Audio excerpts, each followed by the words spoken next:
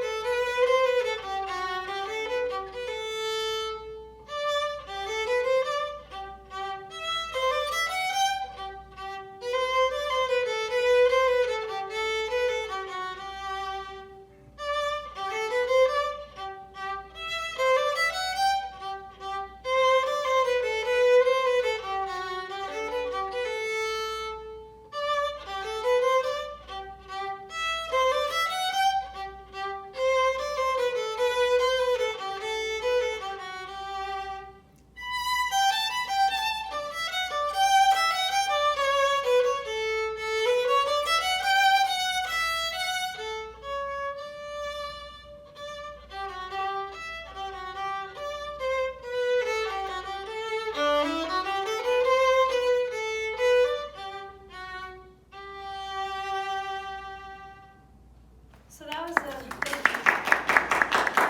thank you.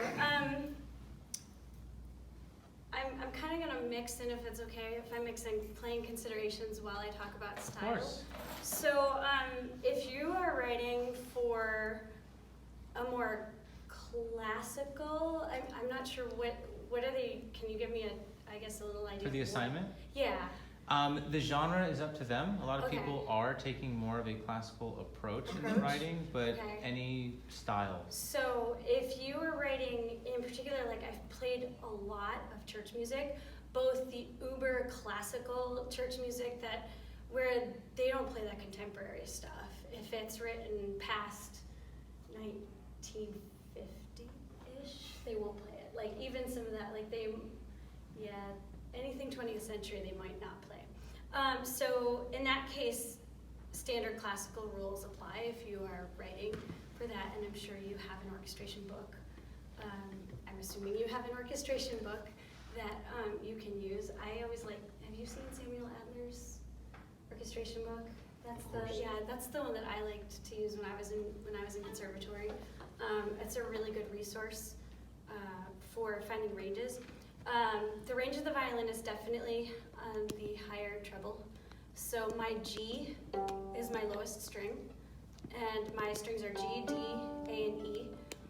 So the lowest note that I can possibly play, if you are in treble clef, is the space below 2 lines. So it's the G that's below middle C. If you find where middle C is on a piano, that G, that's the lowest that I can play. The highest that I can play, well, there's a whole lot of range.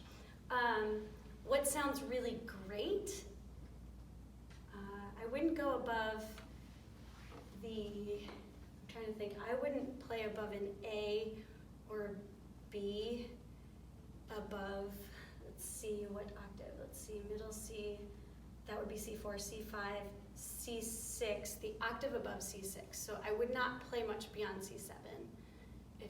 If we're talking ranges, I wouldn't do it. Sorry, I'm thinking piano keyboard while I'm talking. I hope that's okay.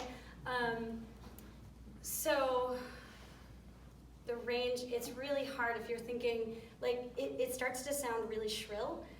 So just be careful if you are looking for like a string pad, if you have other instruments that are the main melody line and you are just string padding it, which, while boring as all get out for violins and strings. While you're on the subject of the C's, why don't you play a middle C and an octave up and an octave up and an octave up? That's a good idea. So this is middle C. That's middle C. The octave above that, the octave above that octave above that. So see why I say you want to stay away from that one? That's kind of, it's a little bit high. It's doable, but that would be something like you end on. And if you, unless you're Tchaikovsky, which I'm guessing a lot of you aren't, I would avoid it. Large leaps, I know that was one of the playing considerations, challenges, skips versus large leaps. If you have me playing in a legato style, which that's something we'll talk about too. Legato is where you've connected all your notes, so like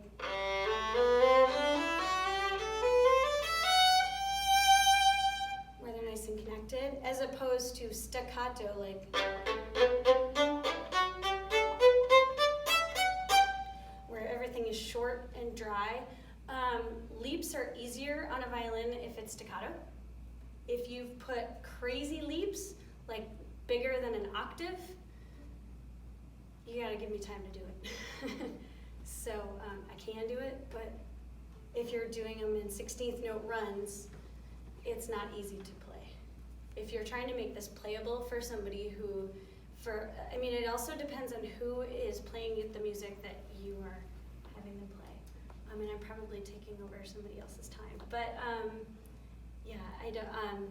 And that would be true for all the instruments. Yeah, this would be true. A lot of what I'm telling you is true for all of them. So if you're playing cello, if you're playing in one bow, large leaps are really hard. So if you're slurring, do you all know what slurs are? I'm assuming that you These are do. seniors. Okay, seniors. Are they all seniors? Everybody Yes, who's watching everyone's the a video? senior. Okay, so y'all know what slurs are.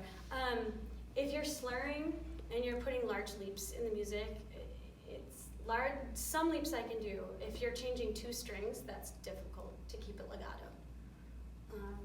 I would avoid it unless you want to be crazy avant-garde. In which case, your players will play it. You just may not get the effect that you want. Like if you're trying to connect, like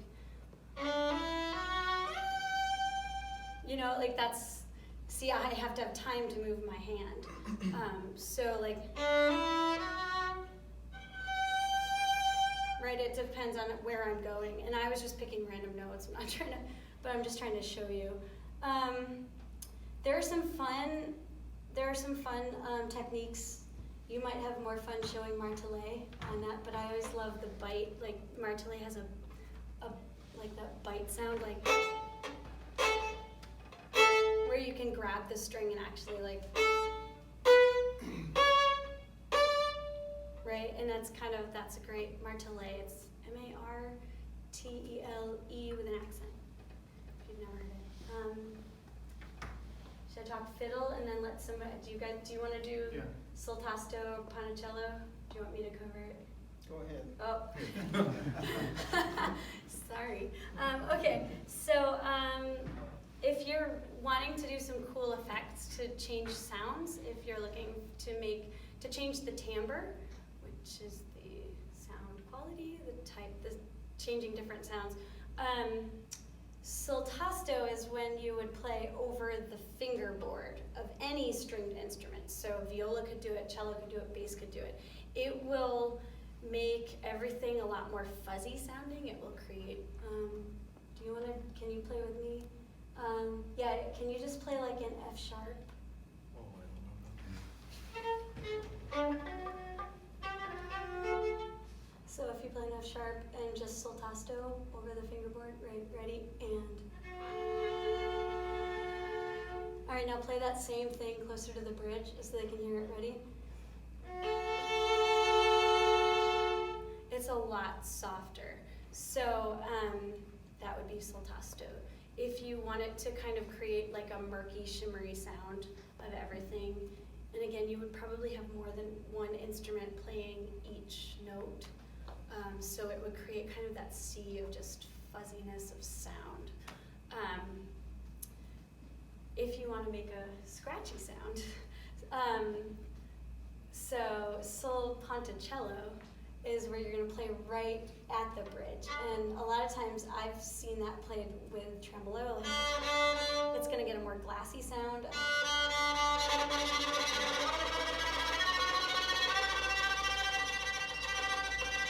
So that can create an interesting effect there. I'm forgetting some, I know. Pizzicato.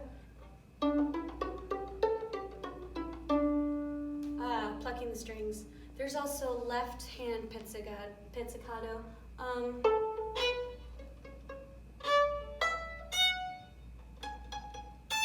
So you can pizz with like you can pizz in a row. Again, know your players. Your players, if they're high school players, they may or may not be able to do all of the things. So you might get like one note played, then right? You might not get the effect you want. So just know your players. Harmonics. Harmonics are kind of fun. I think they sound even cooler on the cello, so make him do some harmonics too. But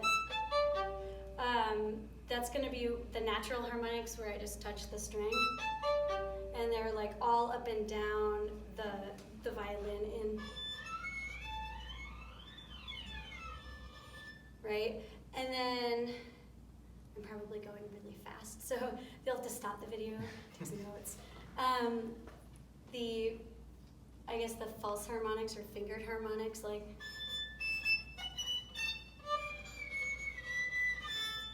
that was kind of a mix, but you can like you can make them by putting one finger down and then touching with your fourth finger. How those are notated, you can find out that in your orchestration book. I'm sure you could Google how to notate false harmonics and fingered harmonics. Fiddle stuff. Should I play a fiddle tune? Yes. Okay. And can you also explain the difference between fiddle and violin Oh, in case anyone isn't sure? Yes, sorry. I kind of take for granted that. I call this a fiddle all the time. I probably shouldn't, but when I'm playing classically, some people are like, that's not fiddle, that's violin. It's a violin or it's a fiddle. It's just a different genre of music. It's like you have a piano and you could play jazz, you could play gospel, you could play classical, all different styles, one instrument. Same thing with the violin. There's no difference. I say that, but then tongue-in-cheek, there are some differences that people have made to their instruments. Sometimes fiddlers will flatten out their bridges so that they can play double stops easier, which they know what double stops are. Double stops are two notes at once. Could you demonstrate a double stop, Yes, please? double Thank you. stops are like if I'm playing. So I can also play a quadruple stop, like I have to roll it, but so that would be, and it would just be four notes all in one part. So some fiddlers will flatten their bridges. Some will choke up on their fiddle, on their bows. I think that's what does that mean? They'll by choking up, they'll move their hand from a traditional classical bow hold, and they'll hold it up here. Which, unfortunately, my professional opinion is that this is a bad idea, and the reason for that is that all bows, doesn't matter what stringed instrument, have a balance point, right? Where it takes this much of the upper part of the bow to balance this part of the lower part, because the lower part where the frog is, this is the frog, is a lot heavier. It'd be especially true on a viola and a cello bow, which their frogs are much larger, and a bass too. You don't have I didn't bring my bow. He didn't bring the bow. It's definitely, I think if you're choking up here, a lot of fiddle playing and even violin playing, especially if you're doing like sautille. I don't know if you want to.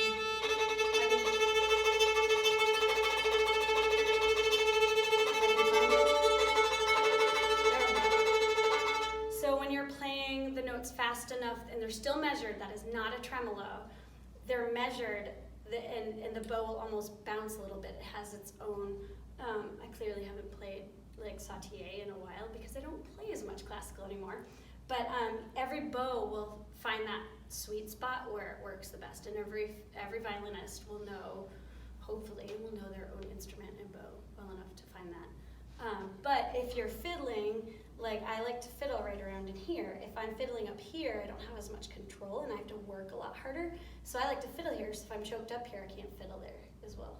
So, and I'll show you what I mean. Here we go.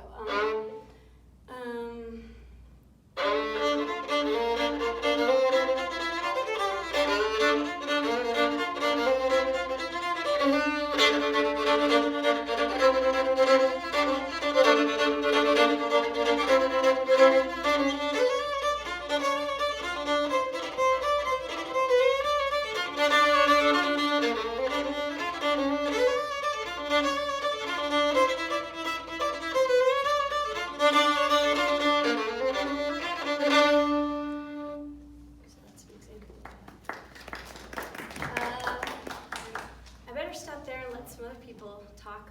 So I will move it along to. Hello, I am Patrick Meador, and I represent the exact opposite end of whatever spectrum we are on. I have had this viola for maybe a year and a half, and before that I had a violin, but I never took any lessons.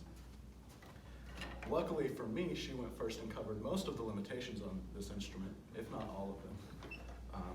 I'll play a short little thing for you here.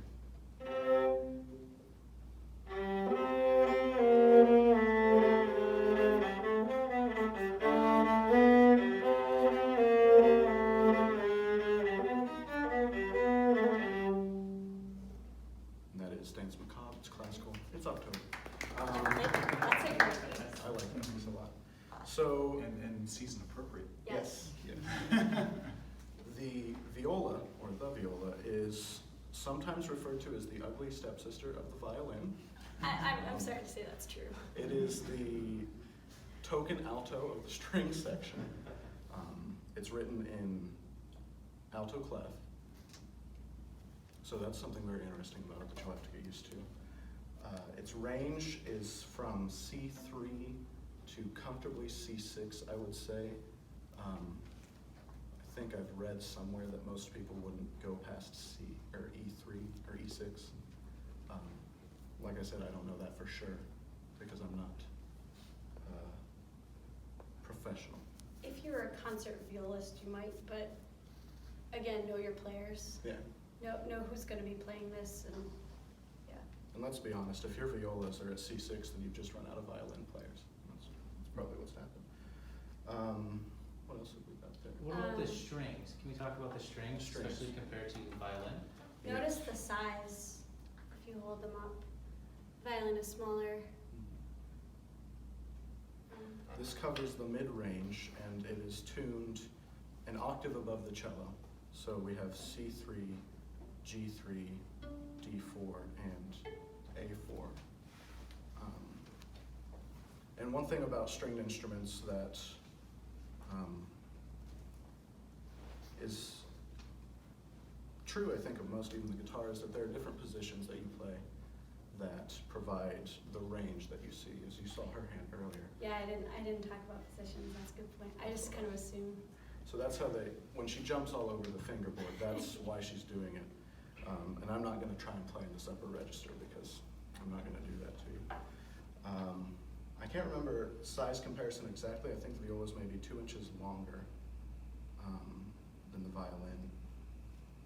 The bigger body style accommodates that, like the richer, darker. Like I think of a viola as a more chocolatey sound.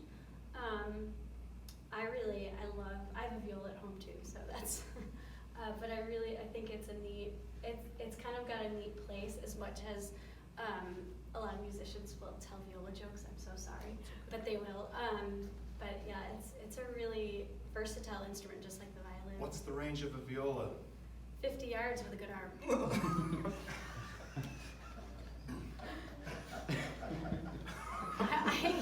He set me up. I'm sorry. I'm gonna choose not to be upset. I'm not gonna take offense. I do think. Thanks, honey.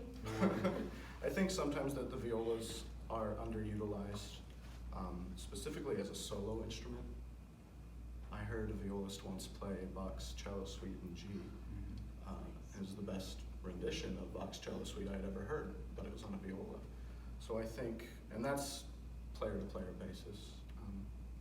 There's a lot of repertoire out there, I think, that can move between viola and cello, even more so than violin and viola. Usually a lot of the pieces that I've heard that go between violin and viola will have to change key for viola. So I know I've seen that happen in teaching music for a number of years. I've seen that. And I think part of that is due to the way it's tuned. This is only an octave higher than the cello, whereas the violin and viola are a fifth apart. Now, the violin and the viola do have 3 strings in common, which is the G, the D, and the A I string. have the G, the D, and the A, but I have an upper E string, and he has a lower C string. His top string is my second string. And so far as I know, unless you have any questions, that's my bit. Well, why don't we move on and we'll come back with questions at the end. Well, the cello is probably the most exciting instrument in the orchestra because it has this amazing range from a low C to, depending on how good you are, you could get all the way down there. And that would be a G somewhere there. But you could press it even further if you can play harmonic. So that makes it very versatile. You could, as a composer, you have a lot of options with the cello. You could have the cello do a lot of bass. This is really great.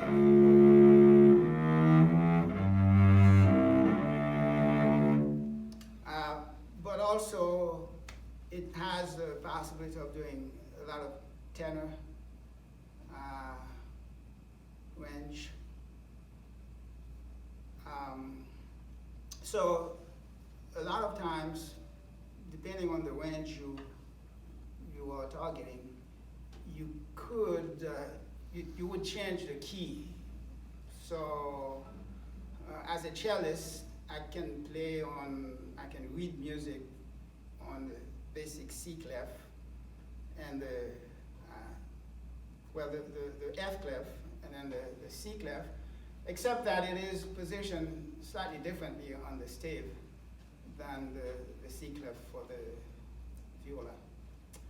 And then also, if you're looking at things way down there, then a lot of times it would be a lot easier for the composer to use a G clef, do that instead of trying to spread that on the F clef. And for that reason alone, is why cellos are awesome. Cellos are awesome because you can read more than one clef at once.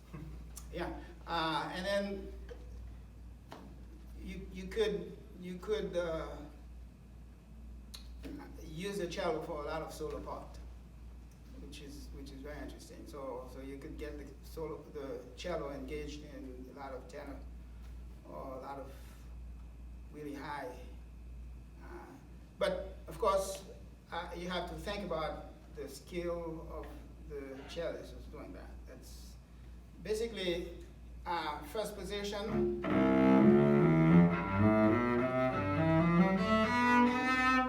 And then down to the second position, third position, and then by the time you get to the fourth position, anything behind there where you have to play with your thumb, it's more difficult. So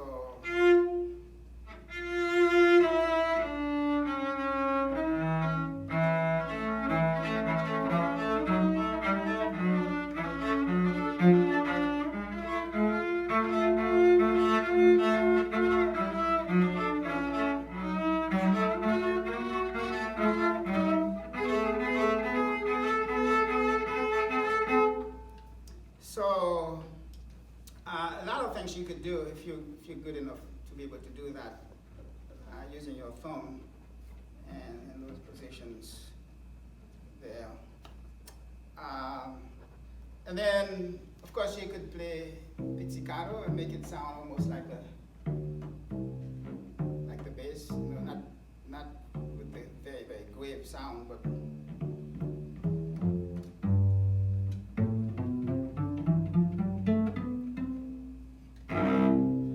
and you have the possibility of doing a lot of double stops.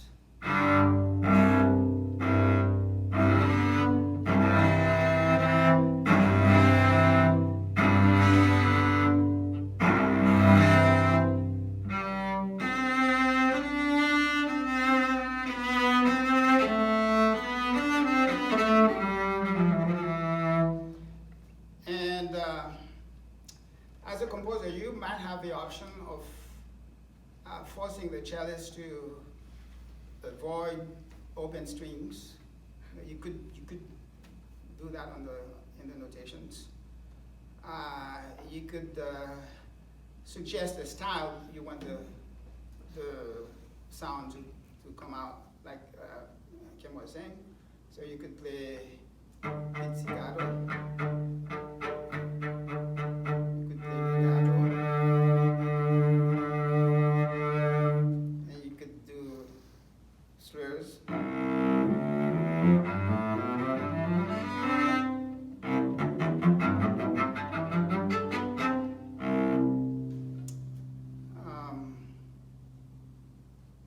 What else?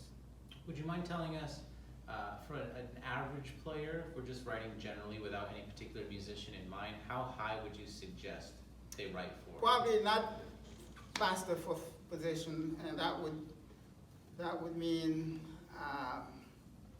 let's see, so you start with the low C here, I think this is C2, maybe. Yeah, it is. I think it is C2.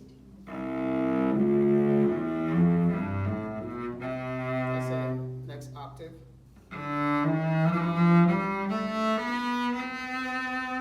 Third octave.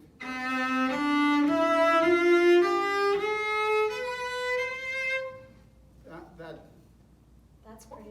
Yeah, by the time you get there to the fourth octave, and you have to change position and use a thumb, then it gets a bit more difficult.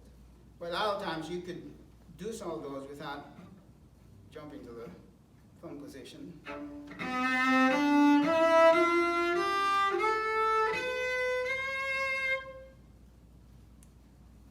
It's probably a pretty good rule even for violin, because again, your average player, it depends on how their training is. You might get some players that, I mean, they're getting ready to go to college for music, and so they can go beyond fifth and sixth position, but your average player, like through a school orchestra, may not be able to go above third or fourth. Yeah. So on a violin, I wouldn't necessarily even go above this E.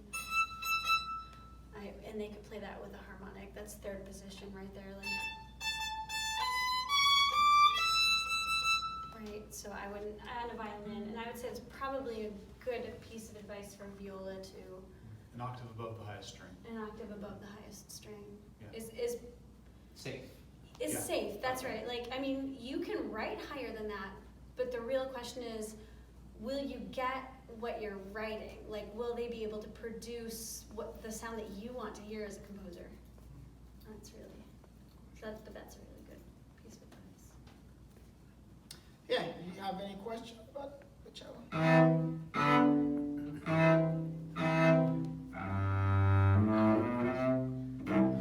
I have a question. Do you chop at all?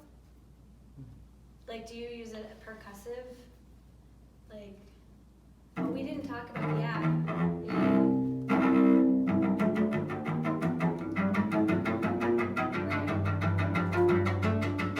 So you can use instruments to be a little more percussive. And that's collated. Crazy stuff that. Can you demonstrate a Yeah, bluegrass so- chop so that they hear what you're talking about? Like a bluegrass chop, I've seen like Natalie Haas does a lot of chopping on cello, but like if you're like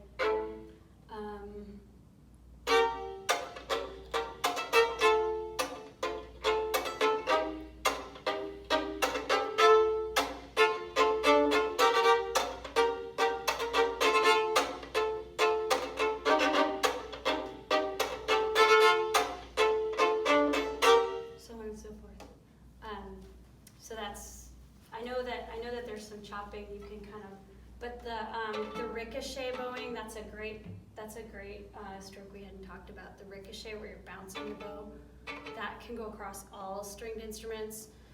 Wouldn't recommend using that for bass, but Actually, would you? if you have a section where you want a big effect, where people I do guess that, it I would think be, it's okay. that's more like a special effect. And Jerome also demonstrated colegno, which is the playing with the bow. The important part that he did, a lot of players don't realize this, but when you do colegno, you actually want to play it kind of on the side, because you want to hit a little bit of, you want the horsehair to hit a little bit so that you hear the pitch. Otherwise, you're just hitting this. But if you're hitting, then you're getting both the sound and the hitting of the wood. So. Okay, I think we're ready for some bass. All right. So I didn't bring my bow specifically because this instrument's set up for jazz. I'm primarily a jazz musician. This is a weird instrument too, so I want to tell you what's normal for a bass and where this one differs.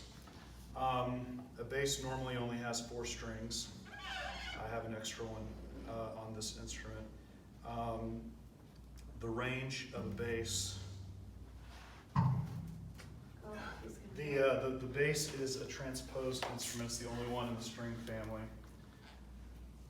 I guess the guitar is as well, but we're not talking about that, right? That's Um, precious. The real strings. So this is the lowest note I can play, but it actually sounds an octave below.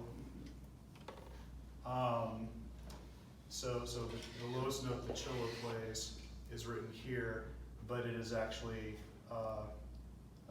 the note that I would play here.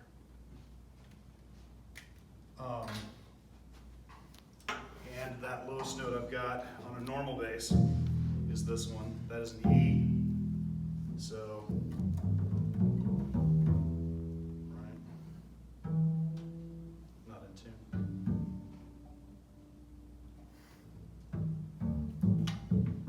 So, the bass is also unlike the other stringed instruments in this family in that these are all tuned in fifths. The bass is tuned in fourths. So it goes E, A, D, G. I have an additional low string, which is a B on here. Most of your serious classical musicians in America are going to have something called a C extension on their E string. So they'll be able to get down to this note, but I don't think I've ever seen a high school player with such an extension. It's pretty rare for college players too.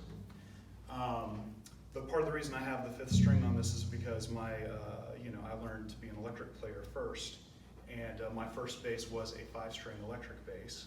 So when I started exploring upright bass, I really wanted to have a 5th string, and I actually have an electric upright bass that I play a lot that is also 5 strings, and it's just a comfort thing for me. I'm so used to doing that as opposed to trying to figure out where those notes would be on the C extension, that it just seemed like an easy way for me to get down in that range. But this note down here, like I say, is a B as opposed to a C, so I've got a half step on those guys.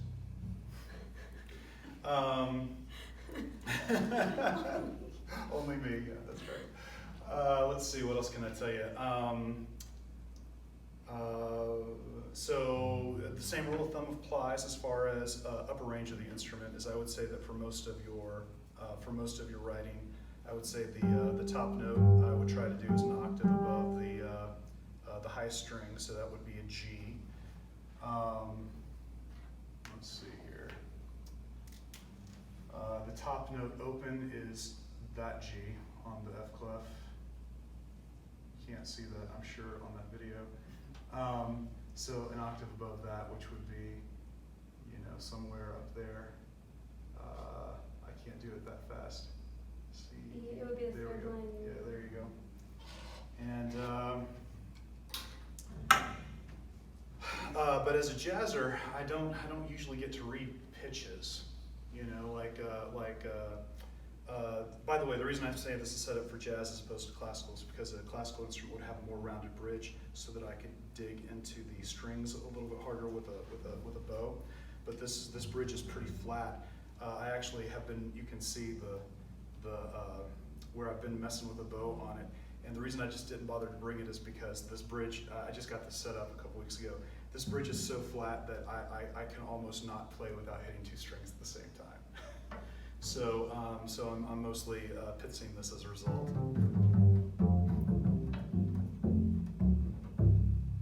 Right.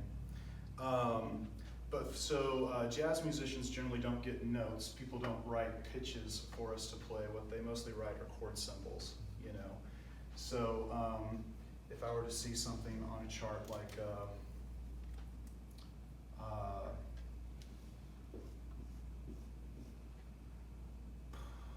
what's a good one?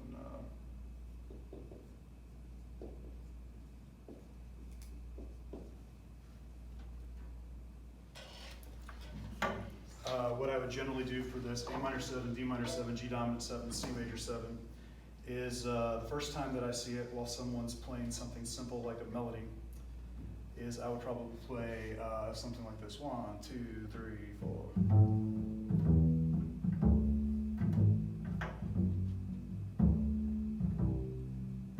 And then when it comes back around and people are playing more complicated things, I'm going to respond to them, but I'm probably going to be walking in 4 instead of walking in 2, which is what I just demonstrated. So.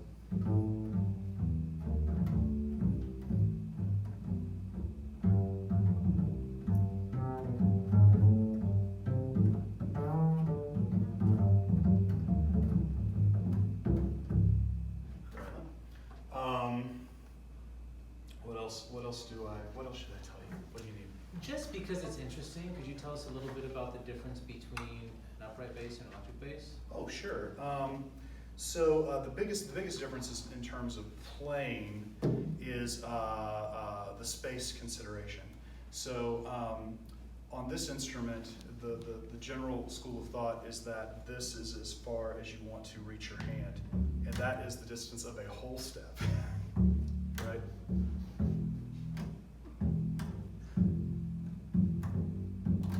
So on and so forth. Whereas on an electric bass, it's really common to spread your hand out and get a third between your index and your pinky. And that would, on this instrument, look like this. Right?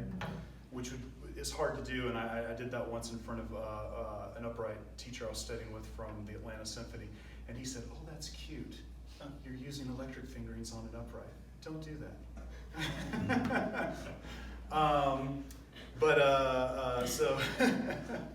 So anyway, the other difference that I would say is that just from a sonic perspective, when I'm playing this thing, I play a lot of different kinds of contemporary music. So while I say I'm primarily a jazzer, I also do a decent amount of bluegrass and some other folk styles. And whenever I'm playing those kinds of music, I would really rather have this instrument than an electric, mostly because of the percussiveness of it. In a jazz band, the bass is the driving force of the rhythm, not the drums, unlike rock, where the drums are unquestionably the driving force of the music. Part of the reason that you have the whole idea of walking in 4 for jazz is because you're trying to help people know where the time is, right? And on an electric bass, while you're definitely a rhythm player, while you're definitely trying to add to keeping the time, and it's everybody's job to keep the time. The reality of it is that it doesn't have that percussiveness to it the way that this one does. So I can play. Frankly, I can play a lot more notes because with this one, it's got so much impact because of the tone of it, that if I play lots and lots of notes on this without a bow, it gets very it gets really thuddy, you know. And but on an electric bass, you know, I can play 16th notes all day long and they don't sound thuddy at all. They sound very smooth. Or, you know, with an electric bass, you can do lots of other techniques like playing with your thumb or popping with a finger. Technically, I guess I can pop on this thing too, but I don't really know that technique yet, so I'll get there one of these days. But so the whole slap or funk technique, I'm in all honesty, I would say that I'm not the best slap and bass player in the world. I'm really a finger funk guy. So the tradition that I'm coming from when I play electric bass is related to the Jaco Pastorius style as opposed to the Stanley Clark style.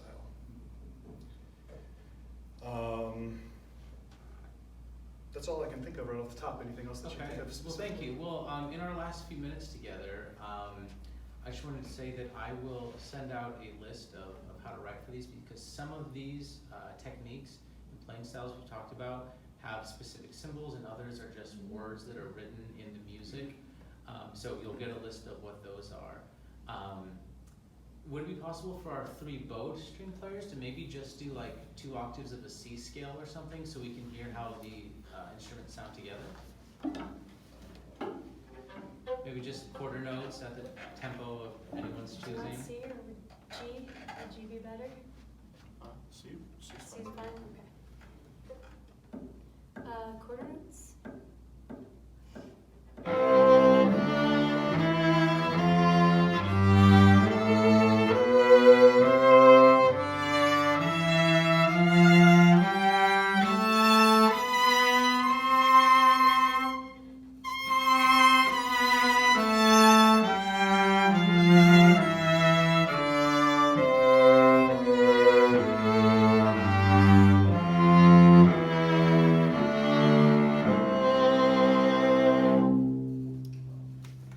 Beautiful. I would- did think of a few other things. Most of the time, most classical violinists will also avoid open strings. Jerome had mentioned that. And if you're playing, I thought of a few things that you might want to think about when writing for instruments playing together. If you're writing for quartet, a standard quartet would be 2 violins, viola, cello, right? Your quintet groupings can change up a little bit depending on if you have 2 violas, 2 violins, etc., etc. But if you are writing in octaves and you have 2 violins, I would avoid it, because octaves are bad unless there's like an entire violin section where there's safety in numbers, because everybody's pitch is going to be just a little bit different, right? And so you don't want to have one person playing like an E and then have one other person or one person playing that E and then have them be slightly. I'm going to go high on purpose so that you can hear what it sounds like. Okay, that's kind of what happens. So octaves are bad unless you have at least 3 players playing the same. I would say at least 2 violins. I know that this first assignment doesn't work, but I would say avoid having them play in octaves unless they are writing for orchestral sections, at least in the soprano range. It's just not pretty with 2 violins. And one last thing, in terms of notation, sometimes the composer will suggest the bowing, whether you pull it or you push it. If you have several people playing together, you want them to have the same bowing, and that will have an impact on the phrasing. And you would note that in your paper. Downstrokes are generally heavier than upstrokes.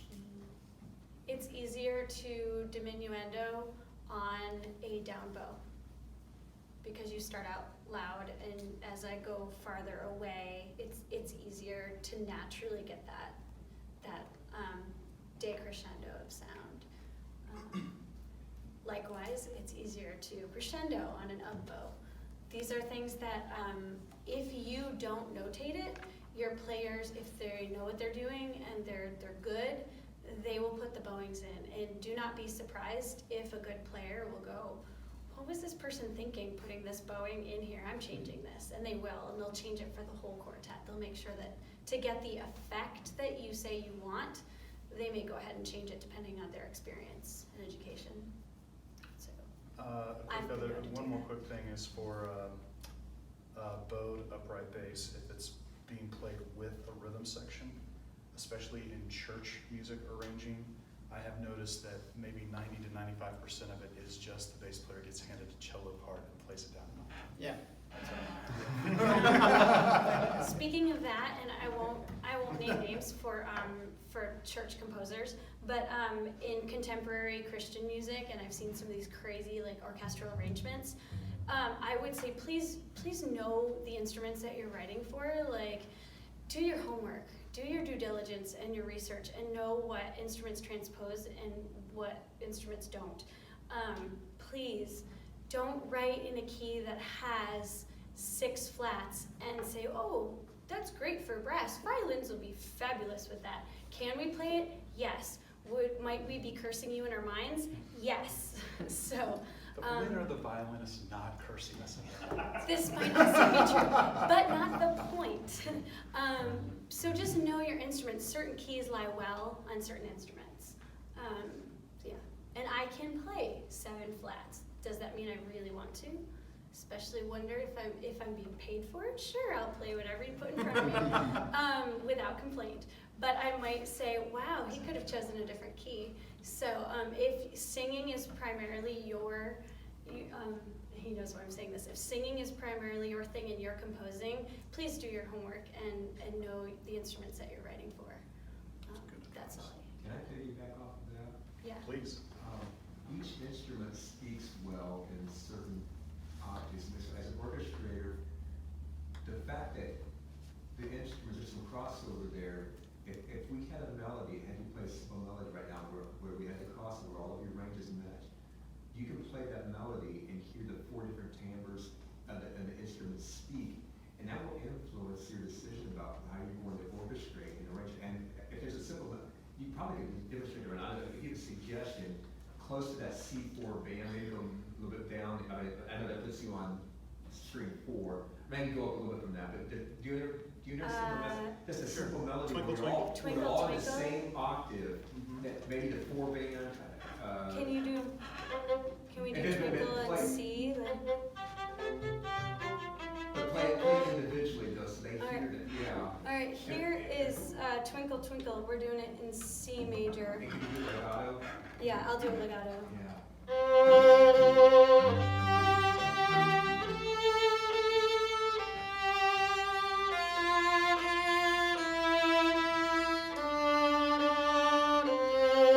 That's enough. Yeah, no, I wasn't even playing the whole thing. No, Up and up, and up. yeah, Yeah. up and up.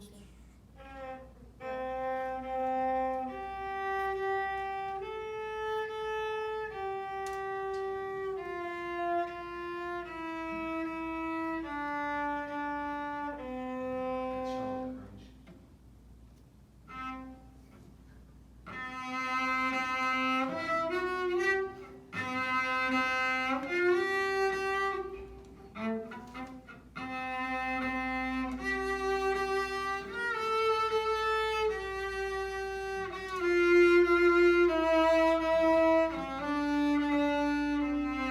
But see the consideration that he had to figure out, like, wait, where are they?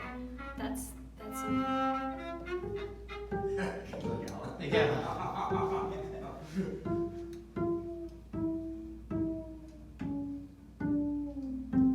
So in that range, there's probably one best sounding instrument for that particular little excerpt, right? yeah. And certain keys will sound better. So like, I think like F.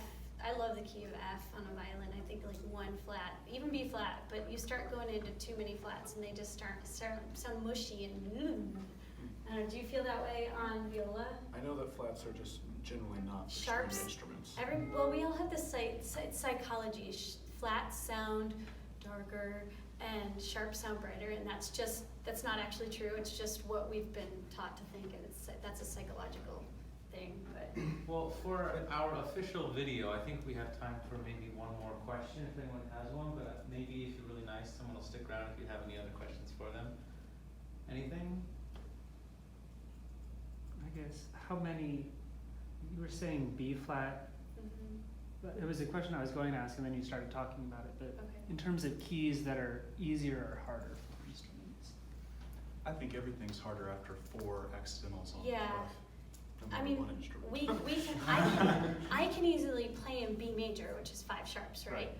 But can your high schooler?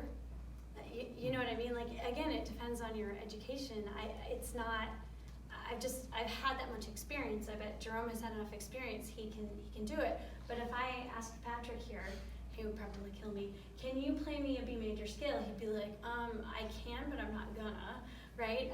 So he might. So, but do you see what I mean? It depends on your experience, how much you have been studying, and so I would avoid going more than 4 either flats or sharps in either direction.